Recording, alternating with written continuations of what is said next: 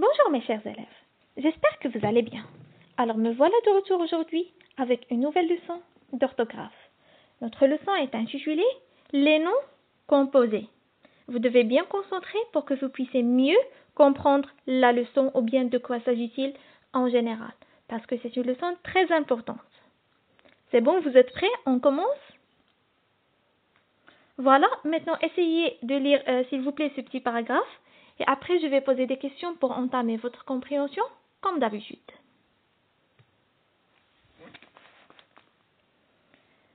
C'est bon, suivez avec moi, je vais lire. Dans le supermarché, on peut trouver des brosses à dents, des porte-plumes, des sèche-cheveux, des choux-fleurs, des presses-arguments, des fers à repasser, des tire-bouchons, etc. Alors maintenant, vous essayez d'observer juste les noms qui sont en rouge et vous allez me dire qu'est-ce que vous remarquez.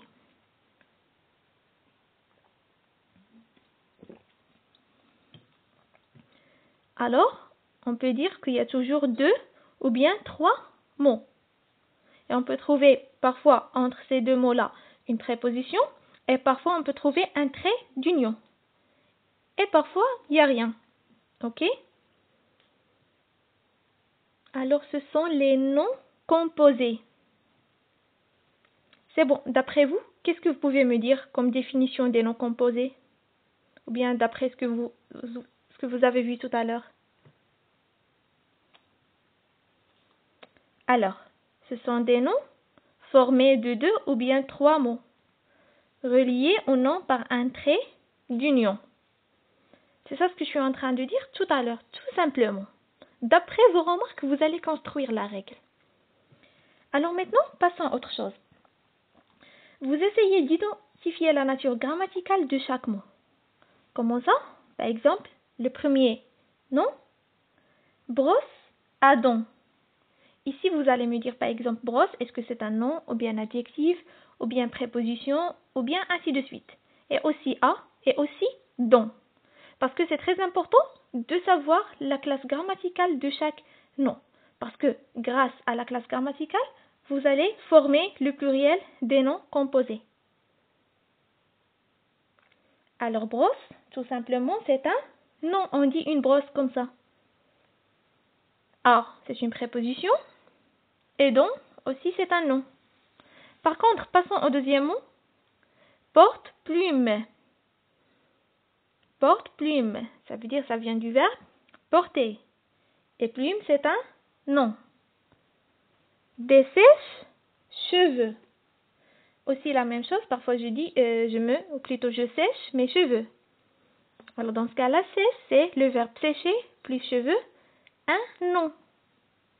Des choux-fleurs. C'est un nom plus un nom. Ainsi de suite, c'est bon?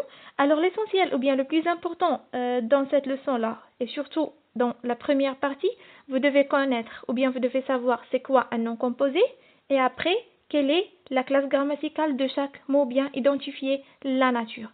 Et après, lorsqu'on veut former le pluriel de ces noms-là, vous serez capable de le former sans aucun problème.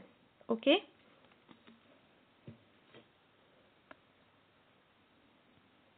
Alors voilà. La règle, les noms composés sont formés de 2 ou 3 mots, reliés au nom par un trait d'union. Tout simplement, c'est pas la peine de compliquer les choses. C'est facile. Lorsque vous trouvez 2 ou bien 3 mots reliés soit par un trait d'union, une préposition, ou bien rarement où vous allez trouver des noms composés où il n'y a pas de prépositions ou bien il n'y a pas de traits d'union, dans ce cas-là, ce sont des noms composés. Alors, les noms composés peuvent être formés d'un verbe plus nom, comme j'ai dit tout à l'heure, c'est la nature de chaque mot. Verbe plus nom comme un casse-tête. Casser et tête, c'est un nom tout simplement. Comme on a dit tout à l'heure, sèche, cheveux. Verbe plus nom. Alors le deuxième exemple, nom plus nom.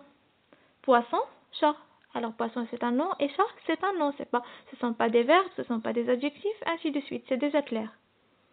Et aussi d'un nom plus complément de nom. Ou bien on peut dire proposition plus un nom. Et déjà ça revient au même parce que une préposition plus un nom nous donne un complément de nom. Alors ici, on a une pomme de terre. Pomme, c'est un nom. Et complément de nom. Et le dernier exemple, on a bleu ciel. Alors, vous utilisez toujours ce mot-là. Bleu, c'est un adjectif. Et ciel, c'est un nom. C'est bon, il y a déjà des mots composés quand on l'utilise tous les jours, spontanément ou bien implicitement, comme ses cheveux, bleu ciel, arc-en-ciel, ainsi de suite. C'est bon, maintenant si vous avez des questions, n'hésitez pas à les poser avant de commencer l'exercice. Et si vous n'avez pas de questions, vous pouvez commencer après, on va faire la correction collective bien sûr. Voilà le premier exercice. Forme des noms composés en réunissant deux éléments. Alors, qu'est-ce que vous allez faire ici? Vous avez déjà deux listes, la première liste et la deuxième liste. Par exemple, surf. Alors ici, vous allez le relier par le nom convenable. Est-ce qu'on peut dire surf brise, ou bien surf volant, ou bien surf bagage, ou bien surf fort, ainsi de suite. Le deuxième mot, est-ce qu'on peut dire par brise, ou bien par volant, ou bien porte-bagage, ou bien coffre-bagage, ou bien pic volant, ou bien pic brise, ainsi de suite. Alors l'essentiel, que vous devez relier les mots, ou plutôt les mots de la première liste, par les mots de la deuxième liste pour que vous puissiez obtenir un nom composé. Voilà le dernier exercice. Indique après chaque composant la classe grammaticale à laquelle il appartient. C'est ça ce qu'on a dit tout à l'heure. La nature de chaque mot. Un porte-bagage. Porte, c'est quoi? Est-ce que c'est un nom, ou bien verbe, ou bien adjectif, ainsi de suite? Bagage, est-ce que c'est un nom, verbe, adjectif, préposition, ainsi de suite? Et vous faites la même chose pour tous les noms que vous avez ici. Alors, je pense que tout est clair et net. Maintenant, travaillez. Et je voudrais vous dire merci pour votre attention et bon courage. À la prochaine fois.